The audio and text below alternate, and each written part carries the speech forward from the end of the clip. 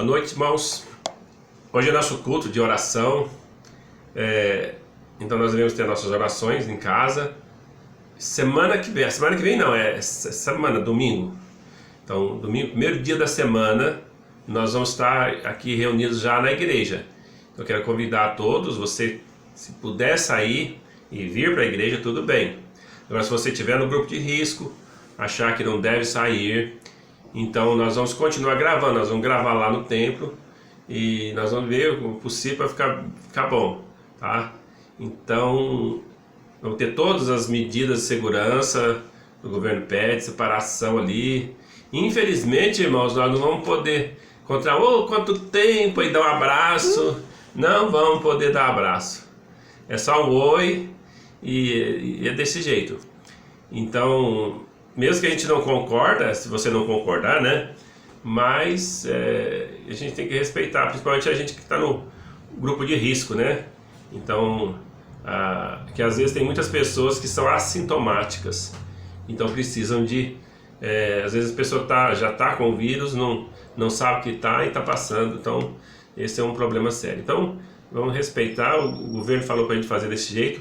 Abril nós não temos mais impedimento legal, então vamos fazer. A partir dessa semana agora, que vem, né, começando no domingo, nós vamos ter todos os cultos com a graça de Deus, tá bom? E depois mais pra frente já vai vendo como é que vai acontecendo, né?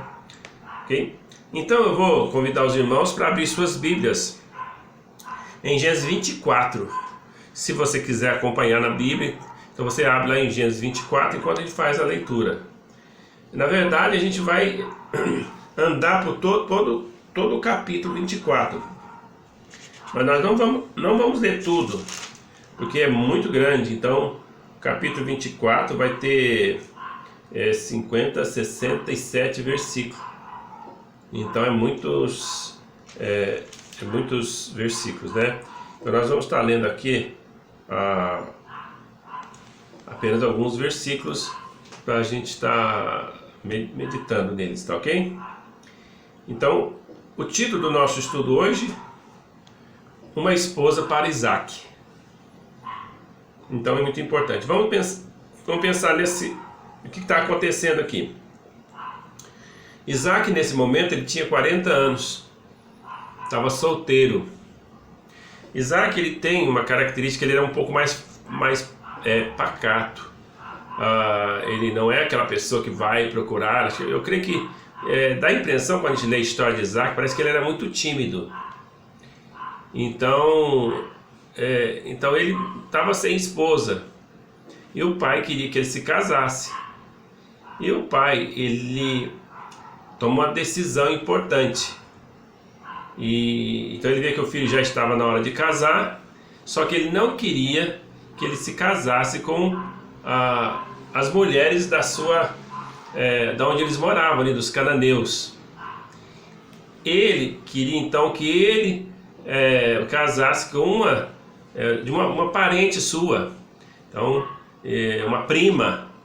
Então ele mandou eles lá para casa dos seus parentes para ver se dentro das filhas do seu irmão Betuel ele encontrasse então uma das filhas dele para poder se casar com seu filho. Abraão não podia fazer essa viagem, então ele vai pedir para o seu servo Eliezer. Esse Eliezer é o mesmo que que Abraão reclamou para Deus, falando assim, antes dele ter Isaac, ele falou o seguinte: ó Senhor, estou aqui, já estou velho, tudo, eu não tenho nenhum descendente, antes de Ismael nascer, né? Não tenho descendência e tal, então o meu herdeiro vai ser o meu servo Eliezer, ou Eliezer, tem gente que fala Eliezer, outros falam Eliezer. Meu filho vai ser Eliezer. Deus falou assim: não vai ser assim não, vai ser alguém que vai nascer das suas entranhas. Foi onde ele, então, a Sara sugeriu, e ele foi e possuiu a sua serva e teve o seu filho Ismael. Então, esse Eliezer, então, ele apareceu lá sendo citado por Abraão nesse evento ali, ok? Então, mas agora aqui ele vai exercer um papel muito importante. Então ele vai à procura de uma esposa para Isaac, ok? Então vamos ver aqui o contorno dessa história. Veja aqui que a Bíblia fala assim, ó, era Abraão já idoso, bem avançado em anos, e o Senhor tudo o havia abençoado. Disse Abraão a seu servo mais antigo, servo da casa, que governava tudo, o que possuía, põe a mão debaixo da minha casa. Então, quantos anos deveria ter Abraão aqui? Se quando Isaac nasceu ele tinha 100 anos, né? Então agora ele teria 140 anos, então já é muitos anos. E Abraão, na verdade, ele vai viver bastante, ele vai viver 175 anos. Lembra quantos anos Sara viveu? 127, lembra? 127 anos. Abraão não, Abraão aqui já tinha 140 anos, né? E vai viver mais, depois disso vai viver muito mais, 175 anos. Então é muita coisa, muitos anos, se a gente for pensar nos dias de hoje. Mas se nós for pensar nos dias de Adão, de Metusalém, ele está vivendo pouco, né? Mas aqui já está sendo cumprido aquilo que Deus falou lá para Noé, que os dias seriam abreviados, no máximo 120. Então Abraão, no caso, ele está sendo abençoado, tá? Mais do que Deus tinha achatado o tempo de vida das pessoas. Então, ele viveu bem mais. Sara ficou mais ou menos na média, 127, 7 anos pouco, 7 anos a mais. Mas Abraão não, Deus permitiu que ele vivesse bastante. Mas no outro capítulo vai falar de quantos anos ele viveu. Então aqui nós temos então, fala aqui que Abraão já era idoso, avançado em idades. Então ele disse para o seu servo mais antigo, servo da sua casa, que no caso era Eliezer, põe a mão debaixo da minha coxa. Isso era costume deles, certo? Então eles punham a mão debaixo da coxa, certo? Para fazer um juramento, para fazer uma promessa. Então o que ele fez Eliezer jurar? Então ele fala no versículo 3, fala assim, ó, para que eu faça jurar pelo Senhor dos céus, Deus da terra, Deus do céu e da terra, que não tomarás esposa para meu filho das filhas dos cananeus, entre as quais habito, mas irá a minha parentela, e daí tomará esposa para Isaac, meu filho.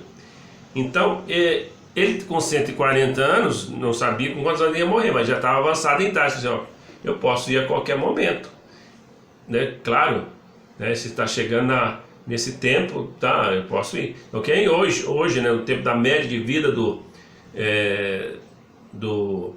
brasileiro, né, tá lá 70 anos, mas quem vive muito está chegando a 80, 90. Então quem já está com 90 sabe que, né, não resta pouco. Nós que já passamos, nós que eu falo eu e alguns que já passaram de 60 também já sabem que não vai viver mais 60, né? Alguns têm o privilégio de estar hoje vivendo mais de 100 anos, 120 anos, alguns. Ainda tem alguns que estão dando aquela promessa que Deus fez para Noé. Mas, na maioria não vai viver isso tudo. Então ele disse para ele jurar-se, certo? O juramento nesse tempo tinha uma validade muito grande, certo? Ou seja, quando a pessoa fazia uma promessa, tinha uma validade muito grande. Hoje, infelizmente, as pessoas não têm palavra. Mas, eu vou dizer, o crente deve ter, certo? Se as pessoas do mundo não têm, quando você empenhar a sua palavra vale muito mais do que um documento assinado, certo? Você falou, vou fazer isso, você faça isso que você prometeu. E não precisa nem jurar, porque a Bíblia condena do juramento, porque as pessoas às vezes juravam em vão. Então ele proibiu que fizesse juramento. Então você dá a sua palavra, porque a nossa palavra tem que ser sim, sim, e ou não, não. O que é sim, o que é não, ok? Então veja, o que ele fez ele prometer? Para que não tomasse das filhas dos cananeus esposa para o seu filho, mas que fosse a sua parentela. Aí o Eliezer fala para ele, mas talvez não queira a mulher seguir-me para esta terra. Nesse caso, levarei teu filho para a terra de onde saíste? Ou foi uma pergunta muito apropriada. Veja, Deus mandou ele sair de lá. Sai da tua terra, da tua parentela. E agora, já na segunda geração, será que Deus queria que ele voltasse? A pergunta foi muito boa. Então ele falou assim, olha, eu devo levar se eu não conseguir, se ela não quiser vir? Daí respondeu Abraão, cautela, não faças voltar para lá meu filho. Então ele queria que trouxesse a mulher. Ele não deveria voltar para lá. Então aqui vocês percebem um homem de 40 anos. Um homem de 40 anos, por mais que as pessoas vivessem mais naquele tempo, já era ter uma maturidade para saber escolher, para saber, não, eu quero é isso. Mas ele era, olha, algumas coisas importantes. Submisso ao seu pai, né, porque eles viviam lá no sistema patriarcal, né? Ele é submisso ao seu pai, um homem mais pacato, algumas pessoas usam a palavra fleumático, né? Então, ele então simplesmente submetia ao que o seu pai havia falado, ok? Muito bem. Respondeu então, cautela, o Senhor Deus do céu, que me tirou da terra de meu pai e da minha mãe e da minha terra natal, e me falou e jurou dizendo, da tua descendência darei esta terra, ele enviará o seu anjo que há de preceder e tomarás de lá esposa para meu filho. Então aqui Abraão exerceu sua fé, sua confiança no Deus. Então olha, eu tenho certeza que meu Deus, Eliezer, vai te acompanhar e vai te abençoar nessa empreitada. Porque meu Deus falou que era para mim sair de lá. Mas também, o povo daqui é tudo pagão, tudo adora outros deuses. Eu não posso pegar a esposa no meio deles. O meu povo lá, pelo menos, eles têm um certo conhecimento de Deus. Então eles sabem quem é Deus. Então, aí ele fala assim, toma meu filho de lá. Então, havia um certo conhecimento de Deus, não havia muita idolatria, mas existia também. Mas não é que não existia lá entre os mesopotâmios, né? Muito bem. E aí, versículo 8, ele fala, caso a mulher não queira seguir-te, ficarás desobrigado do teu juramento. Entretanto, não levarás para si meu filho. Então, olha, o objetivo principal aqui meu filho tem que ficar nessa terra, porque essa terra o Senhor prometeu dar à sua descendência. Então Deus me mandou para cá, porque aqui é que é para ele viver. Mas você não vai levar ele para lá. Deus vai te abençoar na sua empreitada, mas se porventura você não conseguir uma esposa para ele lá, você está desobrigado desse juramento. Você vai, mas você não vai levar ele para lá. Então esse era a prioridade de Eliezer, estava muito clara a sua empreitada. Muito bem. Então aqui ele pôs seu servo a mão debaixo da coxa de Abraão e jurou fazer segundo o resolvido. Então ele saiu nessa empreitada para fazer isso. Então ele levou muitas coisas, ele levou presentes, tomou 10 camelos do seu senhor, levou consigo de todos os bens dele, levantou-se e partiu rumo à Mesopotâmia.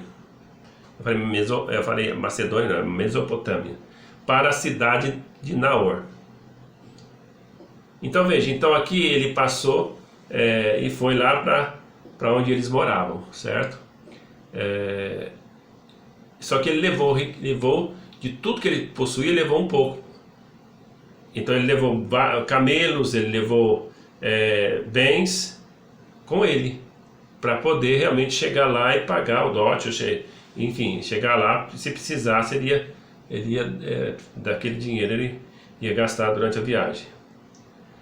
Então, veja, e quando ele chega na terra, quando Eliezer chega na terra, então a história, quando ele chega na terra, ele faz um pacto com Deus. Olha, como é que eu vou descobrir quem é que vai ser a esposa? Deve ter muitas mulheres lá.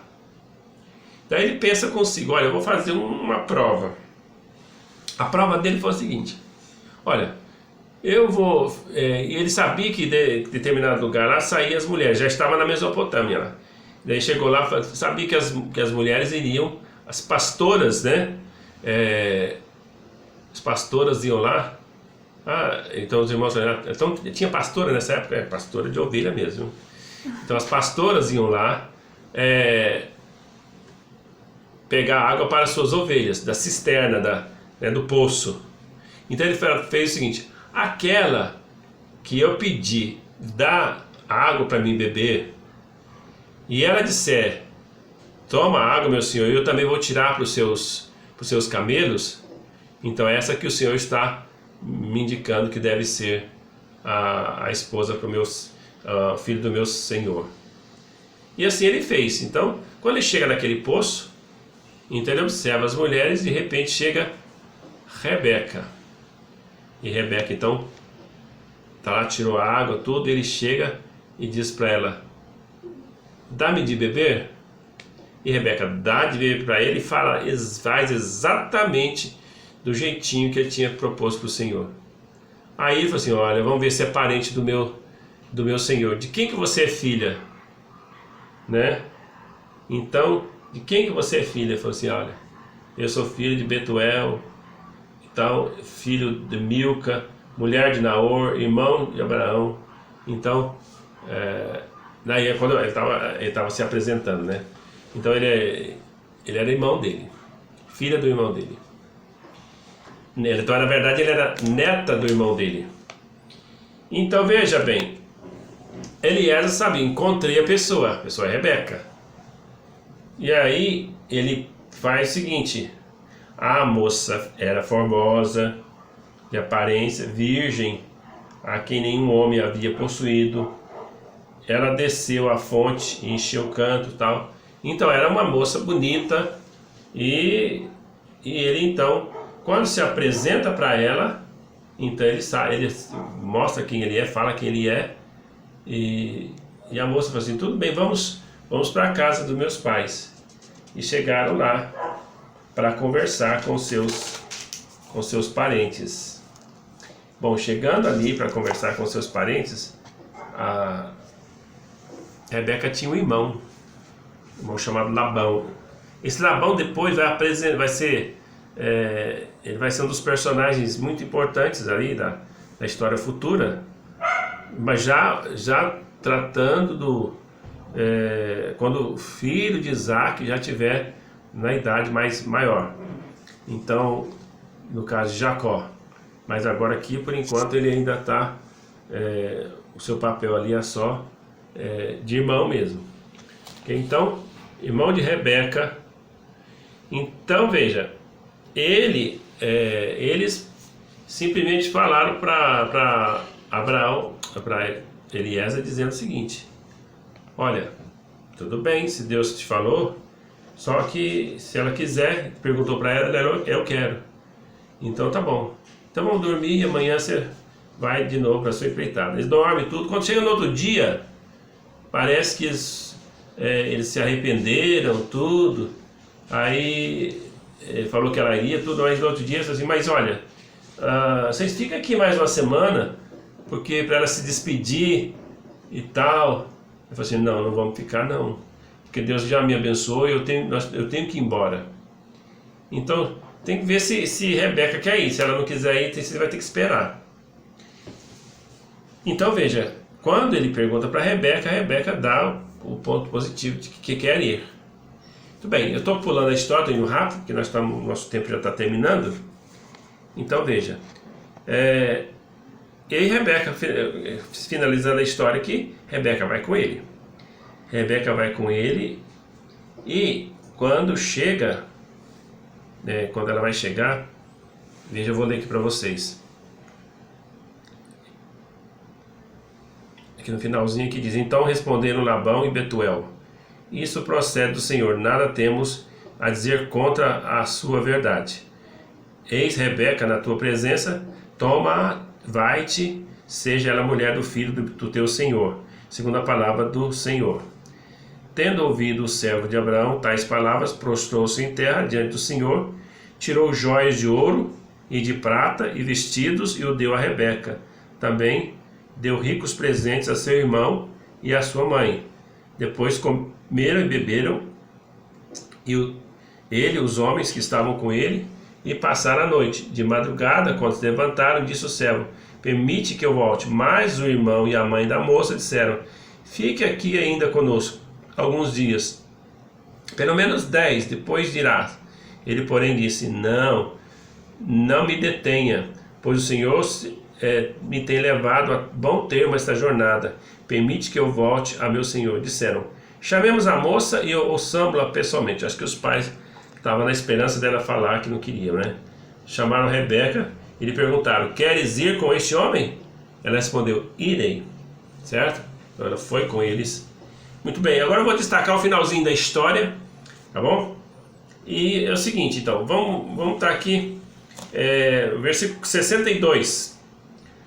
Ora, Isaac vinha a caminho, então eles foram, caminharam vários dias, chegaram lá e... Então, ora, Isaac vinha do caminho de Beer-lahai, porque habitava na terra de Negueb. Saíra Sara a meditar no campo e ao cair da tarde. Erguendo os olhos, viu, e eis que vinham camelos.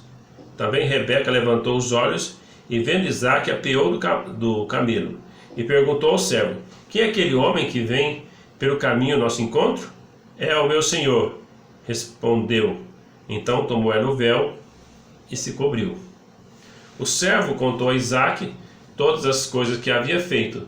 Isaac conduziu-a até a tenda de Sara, mãe dele, tomou a Rebeca e esta lhe foi por mulher. Ele a amou, assim foi Isaac consolado depois da morte de sua mãe. Muito bem.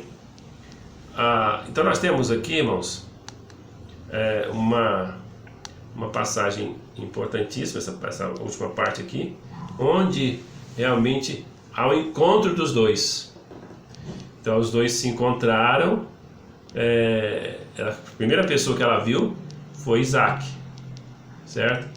Então, olha, agora eu vou dizer para vocês aqui: não houve cerimônia de casamento, certo? O que foi o mais importante nesse casamento? A bênção dos pais, certo? Tanto Abraão, que tinha mandado buscar, quanto também os pais de Rebeca também, que consentiram que ela viesse. Então, os pais precisam abençoar o namoro, precisam abençoar o casamento. Sem a bênção dos pais, realmente, quando os pais não abençoam, nós temos um ponto aqui que o casamento pode não dar certo por causa disso. Porque a bênção dos pais é a coisa mais importante. Então é claro que aqui não tinha toda essa cerimônia que tem hoje, que as pessoas inventaram, né? Mas o mais importante aqui agora é que eles se casaram. E o que se casaram aqui, realmente ele já foi para a tenda dela e se casou. Ou seja, e coabitou com ela. Diz aqui que foi consolado com esse casamento. Então isso aqui é importante nós entendermos. O que nós aprendemos com essa história? Primeiramente, submissão aos pais. Então, mesmo Isaac sendo de maior, ele foi submisso aos seus pais. Tem gente que fala assim: hora que eu inteirar 18 anos eu vou fazer o que eu quero. Uai, peraí, você ainda mora na casa dos seus pais? Como que a hora que você fizer 18 anos você vai fazer o que você quer? Você não vai fazer o que você quer, você vai fazer o que você quer quando você sair da casa deles. Agora, então só quando eu casar? Quando você casar ou quando você sair da casa deles. Talvez tem pessoas que saem da casa dos pais ainda solteiro, certo? Então sai da casa dos pais solteiro e lá você vai fazer o que você quiser. Você não está debaixo mais da responsabilidade, você vai se sustentar. Não é aqueles que vai estudar fora, papai e mamãe tá lá sustentando eles e eles acham que pode fazer o que quer. Não, se eles forem lá para estudar, tem que estudar. Então ele não vai lá para farriar, para gastar o dinheiro, falando para a mãe que está estudando, ou para o pai que está estudando, e está fazendo outras coisas. Não é assim.